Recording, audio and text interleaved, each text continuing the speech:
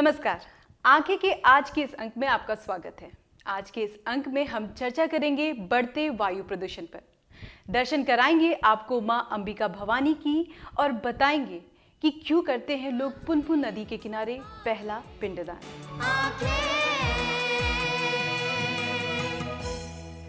शुद्ध वातावरण हमारे स्वास्थ्य को स्वस्थ रखने में मदद करता है, किंतु हमारे वातावरण में अगर वायु शुद्ध ना हो तो क्या हम स्वस्थ रह सकते हैं?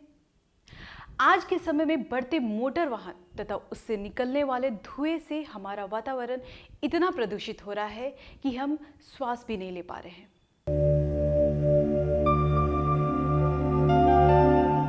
जब शुद्ध ताजी हवा, धूल, धुआं, विषैली गैसों, मोटर वाहनों, मीलों और कारखानों आदि के कारण प्रदूषित होती है तो उसे वायु प्रदूषण कहते हैं। जैसा कि हम सभी जानते हैं कि ताजी हवा स्वस्थ जीवन का महत्वपूर्ण तत्व है। हमें ये सोचने की जरूरत है तब क्या होगा जब पूरे वातावरण की वायु गंदी हो जाएगी। सबसे पहले वायु प्रदूषण पूरी मानव जाति के लिए बड़े खेद की बात है। वायु प्रदूषण के प्रमुख बड़े कारकों में भोले किसानों द्वारा अपनी फसल की उपज को बढ़ाने के लिए विषैले उर्वरकों, कीटनाशकों आदि का प्रयोग है। इन उर्वरकों से रासायनिक और खतरनाक गैस अमोनिया जैसी निकलती है और वायु में मिलकर वायु प्रदूषण का कारण बनती है। जीवाश्म ईंधन का जलना जैसे कोयला, पेट्रोलियम, जिसमें अन्य कारखानों के जलावन भी शामिल हैं, आदि वायु प्रदूषण के मुख्य कारक हैं। मोटर वाहनों और स्वचालित वाहनों से निकलने वाला विभिन्न प्रकार का धुआं जैसे कारों, बसों, बाइक, ट्रक, जीप, ट्रेन, हवाई जहाज आदि भी वायु प्रदूषण का कारण है। उद्योगों की बढ़ती संख्या के कारण विषैले औद्योगिक धुएं और हानिकारक गैस जैसे कार्बन मोनोऑक्साइड, कार्बनिक यौगिकों, हाइड्रोकार्बन, रसायन आदि कारखानों तथा मिलों में से पर्यावरण में छोड़ी जाती है। कुछ घरेलू गतिविधियां जैसे सफाई करने के लिए अज्ञानतावश सफाई उत्पादकों का प्रयोग करना, कपड़े धोने का पाउडर, पेंट आदि भी बहुत से विषैले रसायनों को वायु में छोड़ते हैं। वायु प्राणियों के जीवन का आधार है। स्वस्थ रहने के लिए स्वच्छ पर्यावरण का होना आवश्यक है। हवा की संरचना में परिवर्तन होने पर स्वास्थ्य के लिए खतरा उत्पन्न होता है।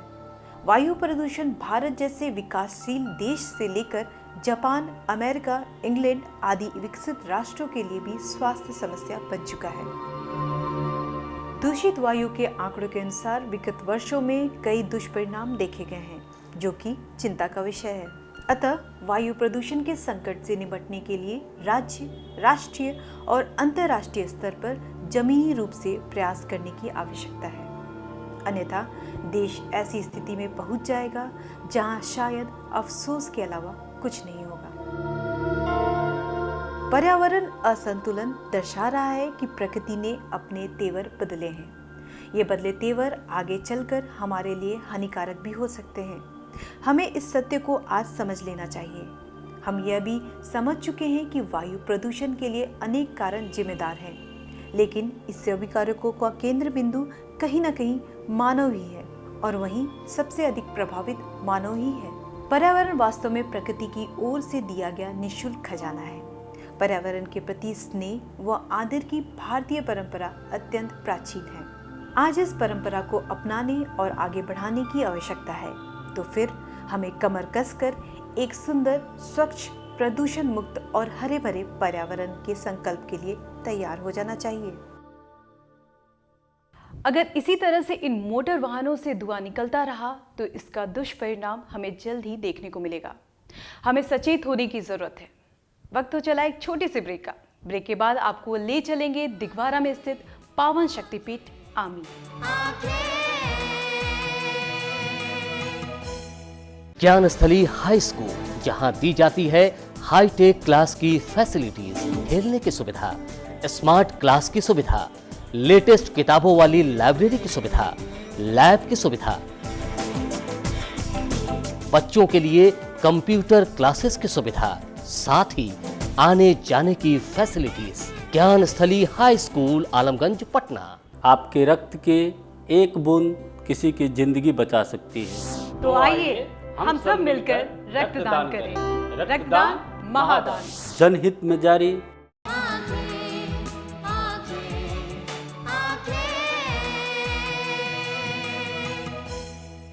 पटना से करीब 45 किलोमीटर की दूरी पर स्थित है मां अंबिका भवानी का मंदिर।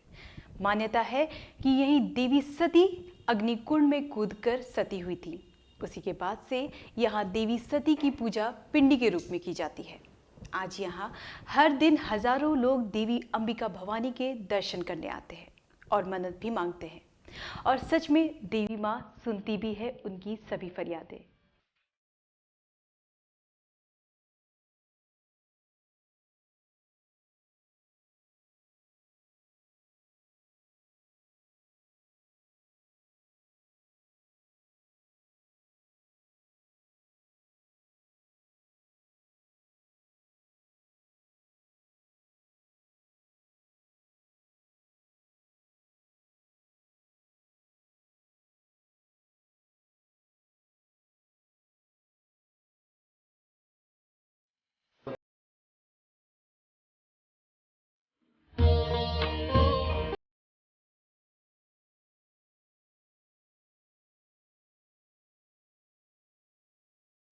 छपरा पटना मुख्य मार्ग पर स्थित है अंबिका भवानी का मंदिर।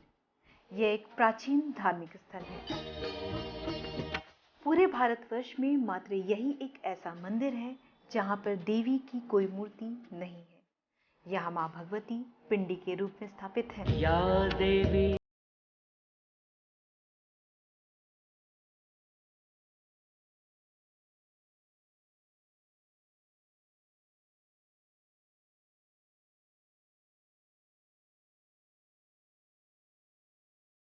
आमी दिगवारा के पश्चिम से 4 किलोमीटर और छपरा से 37 किलोमीटर की दूरी पर स्थित है।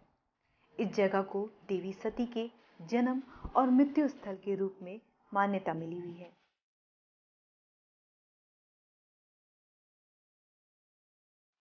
यह मंदिर शक्तिपीठों में से एक है। इस मंदिर का इतिहास भगवान शिव से जुड़ा है। मार्कंडेय पुराण के अनुसार यह स्थान राजा दक्ष की कर्मस्थली है और राजा सूरत की तपस्थली।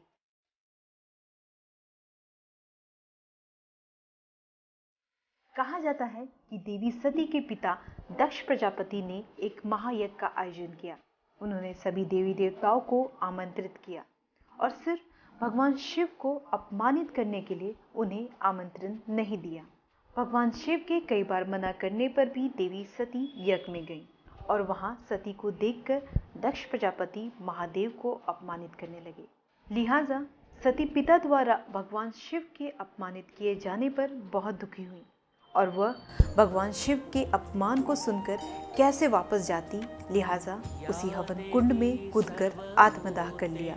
इससे आक्रोशित होकर भगवान शिव सती के शव को लेकर तांडव नृत्य करने लगे। उनके इस तांडव नृत्य से तीनों लोकों में हाहाकार मच गया। उनके तांडव को शांत करने के लिए भगवान विष्णु ने अपने चक्र से सती के शव के टुकड़े टुकड़े कर दिए और उनके शव के टुकड़े जहां जहां गिरे वहीं शक्तिपीठों के रूप में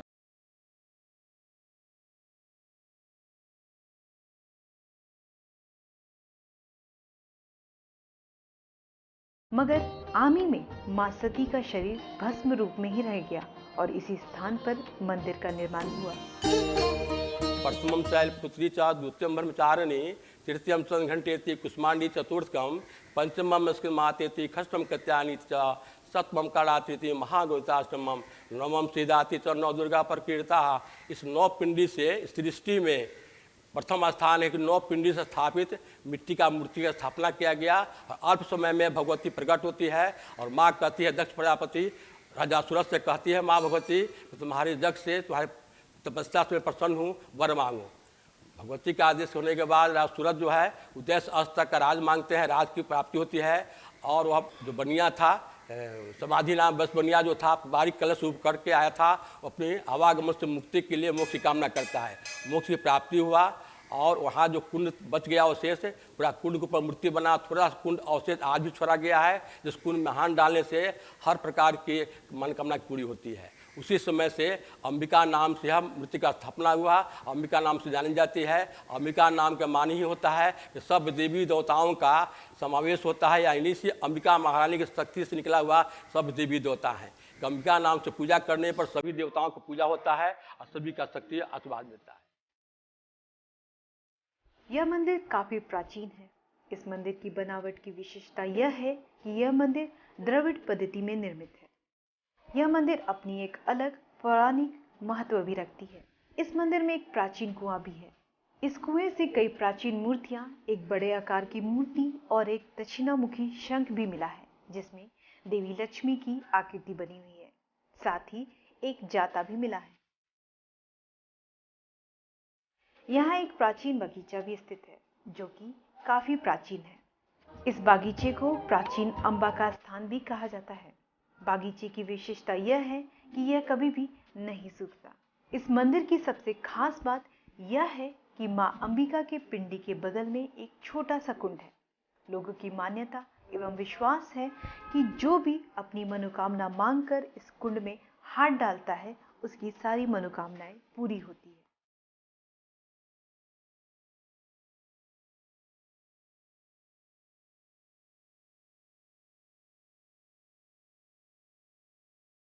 हम इस मंदिर में बचपन से अपनी नानी के साथ आ रहे हैं और इस मंदिर से हमारी काफ़ी आस्था जुड़ी हुई है। अभी भी हम बाहर चले गए, फिर भी जब भी मौका मिलता है माता का दर्शन एक बार ज़रूर करके आते हैं। और आप सभी को भी जब मौका मिले तो यहाँ दर्शन करने ज़रूर आना चाहिए। कहते हैं इस कुंड में पानी कहाँ से आता है और कहाँ जाता है, किसी को नहीं पता। यूं तो सालों भर यहाँ भक्तों का आना जाना लगा रहता है, पर चैत तथा आश्विन मास में यहाँ बहुत बड़ा मेला लगता है। दशहरा के समय में यहाँ माँ के दरबार में मत्था टेकने लोग दूर दूर से आते हैं और माँ अंबिका भवानी से मनोकामना मांगते हैं, और माँ अंबिका भवानी उनकी सारी मनोकामनाएं पूरी भी करती हैं।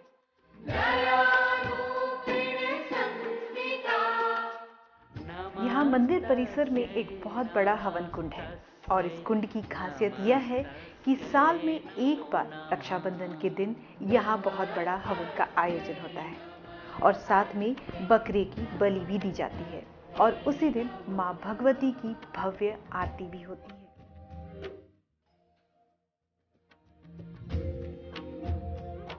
सामने ये जो भव्य सा कुंड नजर आ रहा है, ये माता अंबिका का वार्षिकोत्सव पूजा श्रावण में मनाया जाता है। वो श्रावण के समय काफ़ी मात्रा में दूध से खीर भोग बना करके और भोग से हवन कराया जाता है। ये कुंड की मान्यता है।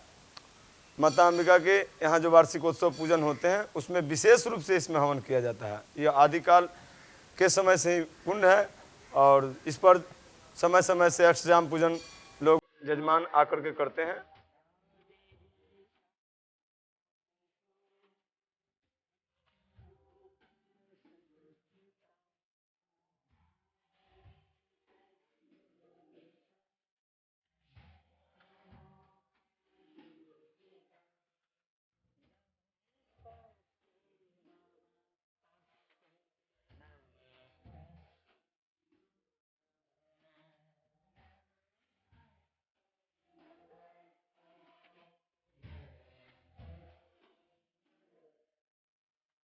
बिहार में स्थित मां का यह शक्तिपीठ सचमुच अनोखा है, क्योंकि यह निराकार है।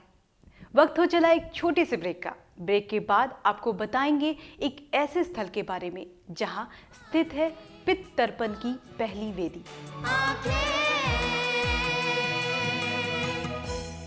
ज्ञानस्थली हाई स्कूल, जहां दी जाती है हाईटेक क्लास की फैसिलिटीज, खेलने की सुविधा, स्मार्ट क्लास की सुविधा, लेटेस्ट किताबों वाली लाइब्रेरी की सुविधा, लैब की सुविधा,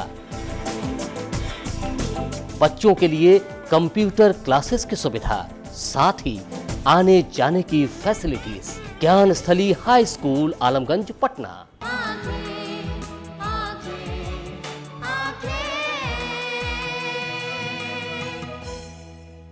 ब्रेक के बाद एक बार फिर आपका स्वागत है। आदि गंगा कही जाने वाली पुनपुन नदी को पितृ तर्पण की प्रथम वेदी के रूप में स्वीकार किया गया है। माना जाता है कि पितरों को मोक्ष दिलाने के लिए गया में पिंडदान से पहले पितृ तर्पण की प्रथम वेदी के रूप में मशहूर पुनपुन नदी में प्रथम पिंडदान का विधान है। यही कारण है कि लोग गया में अपने पितरों का पिंडदान करने से पहले यहाँ पिंडदान करने आते हैं।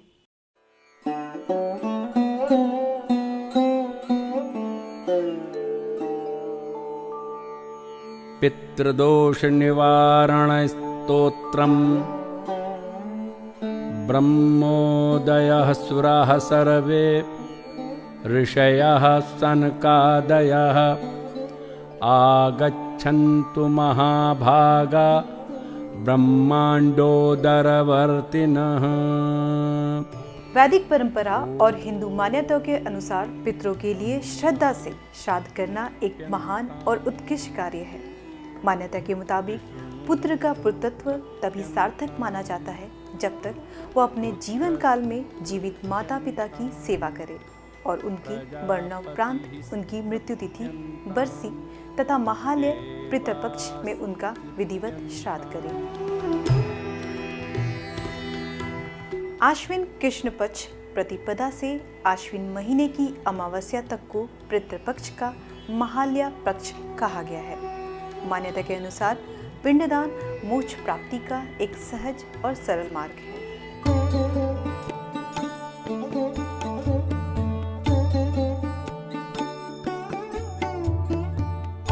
ब्रह्मस्तंभ पर्यंतम देवर्षि पितृमानवाः कृप्यन्तु पितरः सर्वे मातृमाता महादया। बिहार में गया के विश्व प्रसिद्ध पितृपक्ष मेले में फल्गु नदी या उसके तट पर पिंडदान का जहां बड़ा महत्व है, वहीं दूसरी तरफ आदि गंगा कही जाने वाली पुनपुन नदी को पितृतर्पण का प्रथम वेदी के रूप में भी स्वीकार किया गया है। आश्विन मास की कृष्ण पक्ष प्रतिपदा से प्रारंभ पितृपक्ष के मौके पर अपने पूर्वजों को पिंडदान अर्पित करने के लिए गया के अलावा औरंगाबाद जिले के सिरीस और पटना से लगे पुनपुन नदी के घाट पर पिंडदानियों का तांता लगा हुआ है। पौराणिक मान्यताओं के अनुसार पुनपुन नदी को पितृतर्पण की प्रथम वेदी के रूप में स्वीकार किया गया है। परंपरा के अनुसार पितृपक्ष के दौरान पितरों को मोक्ष दिलाने के लिए गया में पिंडदान से पहले पितृतर्पण की प्रथम वेदी के रूप में मशहूर पुनपुन नदी में प्रथम पिंडदान का विधान है। सर्वप्रथम आदिकाल में जन्मदाता ब्रह्मा और भगवान श्री राम ने फल्गु नदी में पिंडदान किया था। महाभारत के वन पर्व में भीष्म पितामह और पांडवों द्वारा भी पिंडदान किए जाने का उल्लेख है। पुनः पुनेति विख्याता पितॄणां तीर्थमक्षयम् अस्मत् कुले मृताजे च आगच्छन्तु पुनः पुनः। जो भी तीर्थयात्रीगण अपने माता पिता पूर्वजों के यादगार में उनकी शांति के लिए, आत्मा की शांति के लिए जो है प्रथम पिंडदान पुनपुन में करेंगे, उनके पितृगण मोक्ष प्राप्ति करेंगे। और उसके बाद यहाँ प्रथम पिंडदान करते हैं। यहाँ के करने के बाद गया जाते हैं। वहाँ 45 वेदी है। प्रथम पिंडदान यहाँ पुनपुन में होता है। भगवान रामचंद्र जी जब आए बक्सर होते हुए अपने माता पिता को पिंडदान करने के गया जाते के क्रम में इसी रास्ते से गए थे, इसलिए प्रथम पिंडदान उन्होंने इसी तट पर किया था। इससे इसका और महत्व विशेषता बढ़ गई। पिंडदान करने से प्राणियों की गति होती है, मोक्ष प्रदान होता है। नमो वह पितर। विद्वानों के मुताबिक किसी वस्तु के गोलाकार रूप को पिंड कहा जाता है। प्रतीकात्मक रूप से शरीर को भी पिंड कहा जाता है। पिंडदान के समय मृतक की आत्मा को अर्पित करने के लिए जौ या चावल के आटे को गूंथकर बनाई गई गोलाकृति को पिंड कहते हैं। श्राद्ध की मुख्य विधि में मुख्य रूप से 3 कार्य होते हैं: पिंडदान, तर्पण और ब्राह्मण भोज। दक्षिणाभिमुख होकर आचमन कर जनेऊ को दाएं कंधे पर रखकर चावल, गाय के दूध, घी, शक्कर एवं शहद को मिलाकर बने पिंडों को श्रद्धा भाव के साथ अपने पितरों को अर्पित करना पिंडदान कहलाता है। हमारे पिताजी का देहांत और माताजी का देहांत 2008 में हुआ था, तो मैंने चर्चा की और मेरे मन में था कि गया और पुनपुन में जा करके मैं अपने पितरों का पिंडदान करूं, जिससे उनको मोक्ष की प्राप्ति हो। तो ये पहली बार मैं कल आया पटना और कल से मैं फिर और आज यहाँ पुनपुन में पहला पिंडदान होता है और अब मैं गया जा रहा हूँ, जिसमें कि कल करके फिर मैं पटना वापस आऊँगा 15 तारीख को। नमस्तिरश्चिरा जल में काले तिल, जौ, कुश एवं सफेद फूल मिलाकर उसे विधि पूर्वक तर्पण किया जाता है। मान्यता है कि इससे पितर तृप्त होते हैं। इसके बाद ब्राह्मण भोज कराया जाता है। शास्त्रों में पितरों का स्थान बहुत ऊंचा बताया गया है। उन्हें चंद्रमा से भी दूर और देवताओं से भी ऊंचे स्थान पर रहने वाला बताया गया है। पितरों की श्रेणी में मृत पूर्वजों, माता, पिता, दादा, दादी, नाना, नानी सहित सभी पूर्वज शामिल होते हैं। व्यापक दृष्टि से मृत गुरु और आचार्य भी पितरों की श्रेणी में आते हैं। हिंदू धर्म में पितृपक्ष के दौरान पिंडदान किया जाता है। इस समय अपने पितरों को याद कर उनके नाम पर पिंडदान होता है। पिंडदान के लिए फल्गु नदी के तट को सबसे अच्छा माना जाता है। यहाँ पिंडदान की प्रक्रिया पुनपुन नदी के किनारे से प्रारंभ होती है। कहा जाता है कि गया में पहले अलग अलग नामों के 360 वेदियाँ थीं, जहाँ पिंडदान किया जाता था। इनमें से अब 48 ही बची है। वर्तमान समय में इन्हीं वेदियों पर लोग पितरों का तर्पण और पिंडदान करते हैं। यहाँ की वेदियों में विष्णुपद मंदिर, फल्गु नदी के किनारे और अच्छे वट पर पिंडदान करना जरूरी माना जाता है। पितरों की मुक्ति का प्रथम और मुख्य द्वार कहे जाने की वजह से गया में पिंडदान का विशेष महत्व है। हिंदू धर्म में पितृपक्ष को शुभ कामों के लिए वर्जित माना जाता है। ऐसी मान्यता है कि पितृपक्ष में श्राद्ध कर्म कर पिंडदान और तर्पण करने से पूर्वजों की 16 पीढ़ियों की आत्मा को शांति और मुक्ति मिल जाती है। इस मौके पर किया गया श्राद्ध पितृ ऋण से भी मुक्ति दिलाता है। नमस्ते अस्तु आयते नमो। यहाँ प्रशासन की तरफ से भी अच्छी व्यवस्था की जाती है। यहाँ आने वाली भीड़ को ध्यान में रखकर स्वास्थ्य शिविर भी लगाया जाता है। साथ ही दूर से आए लोगों के लिए रात्रि विश्राम की व्यवस्था प्रशासन की तरफ से की जाती है। यही कारण है कि दूर दूर से आए लोग यहाँ की व्यवस्था देख प्रशासन को धन्यवाद भी देते हैं। यहाँ का अरेंजमेंट देख करके मुझे बहुत खुशी हुई है कि यहाँ पे जो बिहार सरकार ने जो अरेंजमेंट किया है, चाहे वो पर्यटन विभाग की व्यवस्था हो, स्वास्थ्य विभाग की व्यवस्था हो, पे जो पंडों का एक व्यवस्था है वो भी मुझे बहुत अच्छा लगा।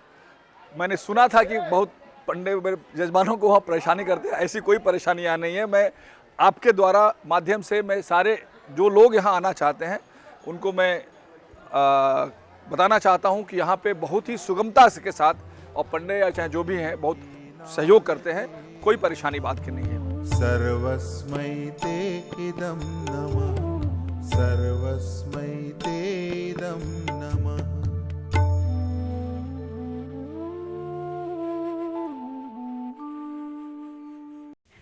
पिंडदान मोक्ष प्राप्ति का सहज और सरल मार्ग है। हम पिंडदान करके अपने पूर्वजों को मोक्ष दिला सकते हैं। आज का हमारा ये कार्यक्रम आपको कैसा लगा हमें जरूर बताएं। हमारा ईमेल आईडी है lmcankhe2017@gmail.com। आज के अंक में बस इतना ही। मिलेंगे अगले अंक में कुछ नए मुद्दों के साथ। तब तक के लिए नमस्कार।